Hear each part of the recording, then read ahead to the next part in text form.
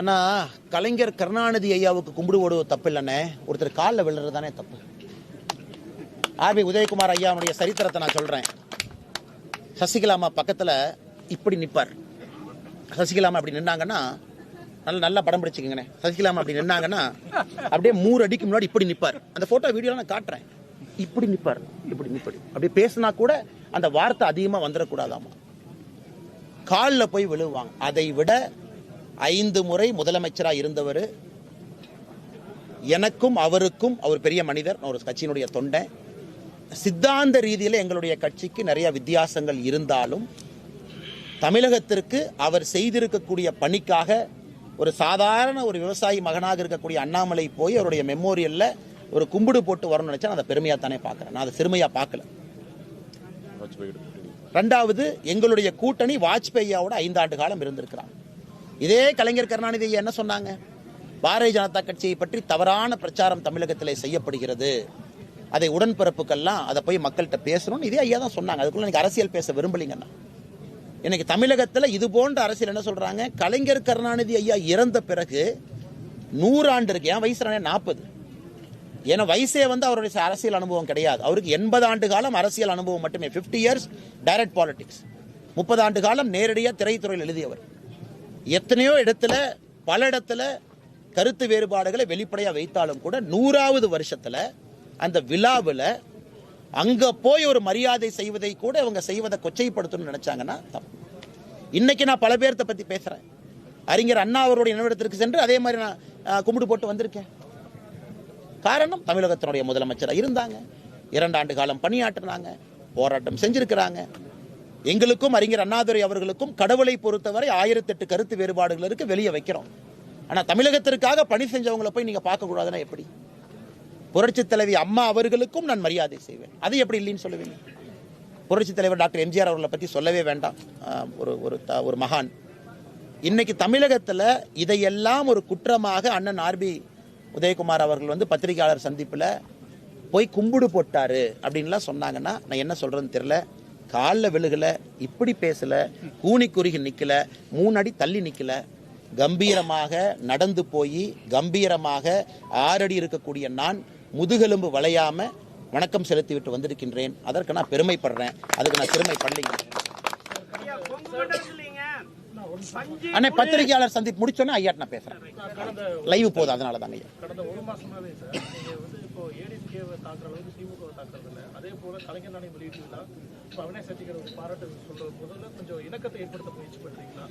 அண்ணா, நீங்க நான் உங்களை பத்திரிகையாளர்களை எப்பொழுதுமே அவங்கள ஒன்றும் தெரியாதுன்னு நினைக்கிற ஆள் நான் கிடையாதுங்க. உங்களுக்கு எல்லாம் தெரியும். எல்லாம் ஃபுல்லாக சுத்துறீங்க, அரசியல் கட்சிகளை பார்க்குறீங்க, தலைவருடைய பாடி லாங்குவேஜ் வச்சு கண்டுபிடிச்சிருவீங்க, யார் என்ன பேசலாம் தெரியும். அதனால் உங்களை எப்பொழுதுமே அறிவாளிகளாக தான் நான் பேசுகிறேன். ஆனால் ஒரு விஷயத்தை நீங்கள் நல்லா பாருங்கண்ணா, திமுகவை பொறுத்தவரை தமிழகத்தில் இன்னைக்கு எதிர்க்கக்கூடிய ஒரு அரசியல் கட்சி, நான் ஸ்டாட்டிஸ்டிக்ஸில் சொல்கிறேன், பாரதிய ஜனதா கட்சி. ஆர்ப்பாட்டங்கள், போராட்டங்கள், கட்சியினுடைய தொண்டர்கள் எத்தனை பேர் சிறைக்கு போயிருக்கிறாங்க கணக்கெடுங்க. அதிமுகவை கணக்கெடுங்க. தலைவராக எடப்பாடி அண்ணனை என்னையும் கம்பேர் பண்ணுங்க. என் மீது போடப்பட்டிருக்கக்கூடிய வழக்குகளும் எடப்பாடி அண்ணன் மீது 3 வருடங்கள் போடப்பட்டிருக்கக்கூடிய வழக்குகளை பாருங்க. என் மீது போடப்பட்டிருக்கக்கூடிய கேஸை பாருங்க. உதாரணத்திற்கு ராஜ்நாத் சிங் ஐயா வரவேற்கிறதுக்கு நானும் இருந்த டிஆர் பால் அவர்கள் இருந்தாங்க. 2 பேரும் வரவேற்கும். டிஆர் பால் அண்ணன் அவர்கள் ராஜ்நாத் சிங்ஜியை பார்த்து என்ன சொன்னாங்கன்னா, என்னுடைய எதிரி அப்படின்னாரு. என்னை பார்த்து சிரிச்சுக்கிட்டே சொன்னார். நானும் சிரிச்சுட்டே சொன்னேன், ஆமாங்க ஐயா எதிரி. நாங்கள் 2 பேரும் கேஸ் மாற்றி மாற்றி போட்டிருக்கோம். அவர் என் மேலே 500 கோடி ரூபாய் மான நஷ்ட வழக்கு போட்டிருக்காரு, நான் 100 கோடி ரூபாய் போட்டிருக்கேன். கேஸ் நடந்துகிட்டு இருக்கு. இதில் அவர் ஜெயிக்கிறாரா நான் ஜெயிக்கிறான்னு பார்த்துருக்கேன். அவர் மேலே ஊழல் வழக்குக்காக நான் வெளியிட்டிருக்கேன். அவரும் என்ன எதிரின்னு சிரிச்சுட்டு சொன்னார், நானும் சிரிச்சுட்டு எதிரின்னு சொன்னேன். நாங்கள் எதிரி தான், அதில் எந்த மாற்றுக்கிறது இல்லை. வழக்கு நடக்கத்தான் போகுது. இருவரும் இன்னொருத்தர் மேலே கேஸ் போட்டிருக்கோம். RS பாரதி அவர்கள் என் மேலே கேஸ் போட்டிருக்காரு, நான் RS பாரதி மேலே 1 கோடி ரூபாய்க்கு வழக்கு போட்டிருக்கேன். அது மாறப்போகுதா? மாறப்போறதில்லை. எதிரி தான். அதில் முதலமைச்சர் அவர்கள் எங்களோட தொலைபேசி மூலமாக வாங்குன்னு அழைக்கிறாங்க. நாங்கள் போயிட்டு வந்திருக்கோம். அதற்காக அவரை நான் கிரிட்டிசைஸ் பண்றதை நிறுத்த போறோம்னா, அவர் செய்யக்கூடிய தவறுகளை சுட்டி காட்டுறதை நிறுத்த போறோமா? இல்லை. அதனால நீங்க நல்லா புரிஞ்சுக்கலாம். டேட்டா வச்சு ஆர்கியூ பண்ணுங்கண்ணா.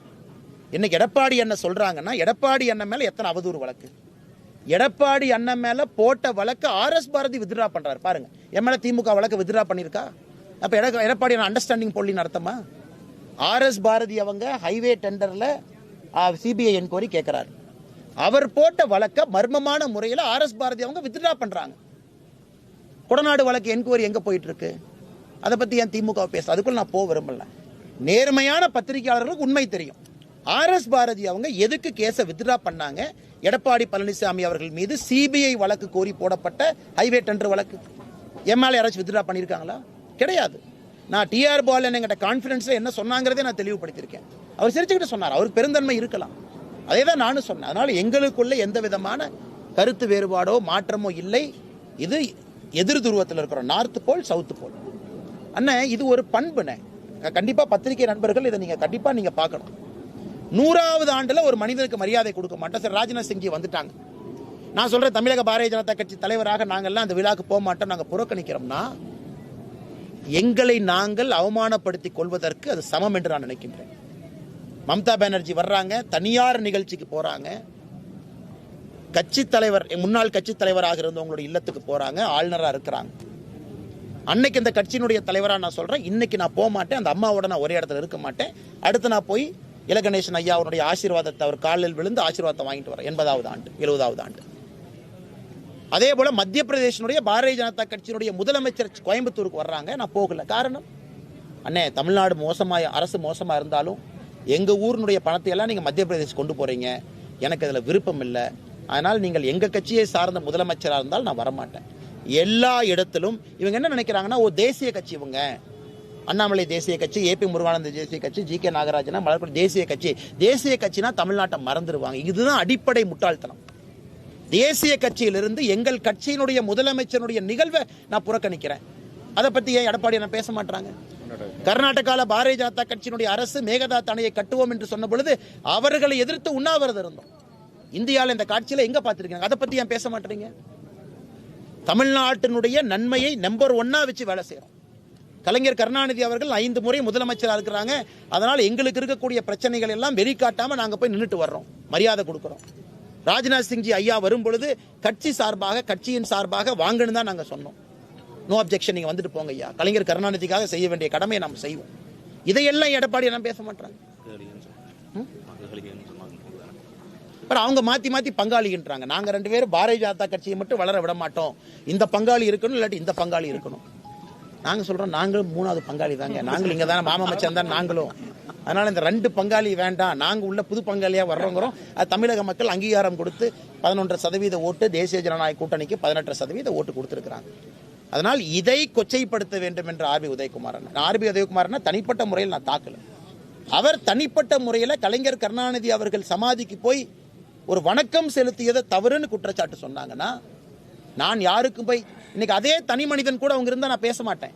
அதே சசிகலா அம்மாக்கு இன்னைக்கு RB உதயகுமாரன் மரியாதை செலுத்திட்டோம், அவர்கள் தனிப்பட்ட விஷயம் நான். ஆனா இன்னைக்கு அவங்களை எதிரிங்கிறாங்க. அங்கதான் பாருங்க, அன்னைக்கு போய் பக்கத்துல இப்படி நின்னவங்க, 3 அடி தள்ளி நின்னவங்க, இன்னைக்கு அவங்கள பத்தி தவறா பேசுறாங்க. இதுதான் இந்த அரசியல் கட்சி தலைவர்களுடைய இலக்கணம். ஒன்னா இருந்தா ஒன்னா இருங்க, மரியாதை கொடுத்தா மரியாதை கொடுங்க. அது எப்படி 2 வருஷத்துக்கு முன்னாடி உங்களுக்கு பங்காளிக, இன்னைக்கு பகையாளி? அதனால RB பெட்டு வச்சார் வரும்போது, நேத்துல அவங்கள பெட்டு வச்சாங்க. அண்ணே முதல்ல உங்களை திட்டுறது செல்லூர் ராஜன் இவரு சொன்னாரு. 100 ரூபா பந்தயனே RB உதயகுமார் தான் முதல்ல திட்டுவாரு. அக்கா சொன்னாங்க, 100 ரூபா பந்தயம் இவங்க தானே திட்டுவாங்க. ஆனா இன்னைக்கு அந்த பந்தயத்துல RB உதயகுமார் வந்திருக்காங்க, இன்னும் நல்லா திட்டுவாங்கண்ணே. சாயந்தரம் கோயம்புத்தூர் ஏர்போர்ட்டுக்குள்ள மறுபடியும் பேசணும். அதனால அதிமுக முதல்ல இந்த அண்ணாமலையின் மீது கக்கக்கூடிய வன்மத்தை அடக்கி வைக்கணும். காலையிலிருந்து ராத்திரி வரைக்கும் இவ்வளவு பெரிய ஒரு கட்சி, புரட்சி தலைவருடைய கட்சி, புரட்சி தலைவனுடைய கட்சி, என்னை போன்ற சாதாரண மனிதனை காலையிலிருந்து நைட்டு வரைக்கும் வசைபாடுவது எனக்கு பெருமையாக நான் எடுத்துக்கொள்கின்றேன். என்னுடைய கட்சிக்கு பெருமையாக நான் எடுத்துக்கிறேன். காலையிலிருந்து நைட்டு வரைக்கும் ஒரு முன்னாள் முதலமைச்சர் வசைப்படுறார், ஏதோ ஆளுநருக்கும் முதலமைச்சருக்கும் நான் புரோக்கர் அப்படின்னு. இவங்க தான் அண்ணாமலை ஒண்ணும் இல்லாதவன்னாங்க. இன்னைக்கு ஆளுநருக்கு முதலமைச்சருக்கு பஞ்சாயத்து பண்றதே நான் தான் அப்படிங்கிறாங்க. அதனால இதை பார்த்து சிரிப்பது அளவுதான் தெரியலீங்கன்னா, கலைஞர் கருணாநிதி அவர்களுக்கு நீங்க மரியாதை செலுத்த வரலையா, முடிஞ்சு போச்சு, உங்க பிரச்சனை. நாங்க மரியாதை செலுத்தினோமா, எங்க பிரச்சனை. மற்ற பிரச்சனையை பேசுவோம். மரியாதை செலுத்தினால ரகசிய கூட்டணி, கள்ள உறவு, என்ன வார்த்தை பாருங்க, கள்ள உறவு. அதனாலதான் நேற்று நான் கேட்டேன், கள்ள உறவுங்கிறது என்ன வார்த்தை? அது எப்படிப்பட்ட வார்த்தை? ஒரு முன்னாள் முதலமைச்சர் பயன்படுத்தக்கூடிய வார்த்தையா, ஒரு பக்குவப்பட்ட அரசியல்வாதி பயன்படுத்தக்கூடிய வார்த்தையா? அதை எல்லாம் தான் நாங்கள் கண்டிக்கின்றோம். ஏன்னா அந்த நாணய வெளியீட்டு விழால ராகுல் காந்தி அவர்கள் அழைக்கவே இல்லை. அப்படி இருக்கும்போது பாஜக முக்கிய அங்கம் வகிச்சீங்க. அதனாலதான் கேட்கிறேன், நீங்க இணக்கமான ஒரு சூழலை ஏற்படுத்த நீங்க விரும்புறீங்க சார்? உங்களுக்கு தெரியும் சார், உங்களுக்கு தெரியாது எது இல்ல சார். ராகுல் காந்தி அவர்களை ஏன் அழைக்கவில்லை? இது கேட்க வேண்டிய கேள்வி முதலமைச்சர் கேட்கணும். முதலமைச்சர் அவங்ககிட்ட கேட்கணும். இன்னைக்கு அண்ணன் செல்ல பிறந்தகை அவரு இந்த கவுண்டமணி நான் சொல்லுவார், ஒரு புது விளக்கம் கொடுப்பாரு பாரு, நாமளே டமார்னு யோசிப்போம் அப்படிங்கிற மாதிரி அவர் ஒரு விளக்கம் கொடுக்கிறார். அதாவது அவங்க வந்ததெல்லாம் ஏத்துக்கிறோம், ஆனா இருந்தாலும் அப்படிங்கிறார். அண்ணா ராஜ்நாத் சிங்ஜி அவர்கள் வந்தது மத்திய அமைச்சராக, பாரதிய ஜனதா கட்சியினுடைய தொண்டனாக தலைவராக வரல. பாதுகாப்புத்துறை அமைச்சர், கேபினெட்ல நம்பர் 2 சீனியாரிட்டி. பிரதமர் மோடி அவர்களுக்கு பிறகு மந்திரி சபையில் நம்பர் 2 ராஜ்நாத் சிங்ஜி, அதான் order of presidents. Number 2 cabinet minister இன்னைக்கு தமிழகத்திற்கு வந்து மத்திய அரசின் சார்பாக பங்கேற்றிருக்கிறாங்க. ஸோ அவங்க கவர்மெண்ட்டை கூப்பிடணும்னு முடிவு எடுத்திருக்கிறாங்க. நாளைக்கு ராகுல் காந்தி ஐயா இன்னொரு நிகழ்வுக்கு கூப்பிடுறாங்களோ அவங்க இஷ்டம். முதலமைச்சர் அவர்கள் மத்திய அரசை கூப்பிட்டுருக்கிறாங்க, வந்துட்டு போயிருக்கிறாங்க. ஆனால் இங்க மாட்டிக்கிட்ட ஒரே ஆள் நான் தான். ஏன்னா நான் அரசு இல்லை, நான் ஒரு சாதாரண மனிதன், கட்சியினுடைய தலைவர். இப்போ எனக்கு பார்த்தீங்கன்னா என்ன சொல்லுவாங்கன்னா, இந்த பக்கம் ஒரு இடி அந்த பக்கம் ஒரு இடின்னு மத்தளத்தில் கொட்டுற மாதிரி எங்களுடைய மத்திய அமைச்சர் வந்தாலும் அரசியல் கட்சி தலைவராக நாகரிகத்தையும் கடமையும் செய்ய வேண்டியது என்னுடைய தலையாய பொறுப்பு. அதை செஞ்சிருக்கிறேன். அதனால இதையே திரும்ப திரும்ப அவங்க அப்படி நோண்டி எடுத்தாங்கன்னா வெரி சாரி அண்ணா. நீங்க பாருங்க, நாணயம் வெளியிட்டு முடிச்சாச்சுனே, அடுத்த நாணயம் நாளைக்கு வெளியிட்டுருவாங்க. இன்னைக்கு இதே தான் போயிட்டு இருக்கு. ஏங்கண்ணா சொல்லுங்கண்ணா.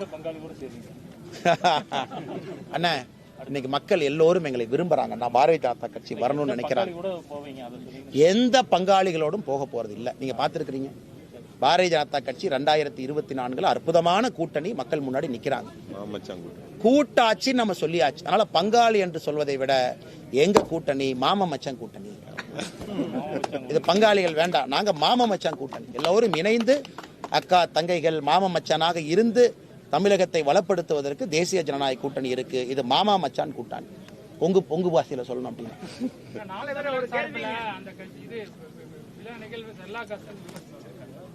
அவங்களுடைய கருத்துங்க. அண்ணன் சீமான் அவர்கள் தலைவர்களுடைய கருத்து எல்லோரும்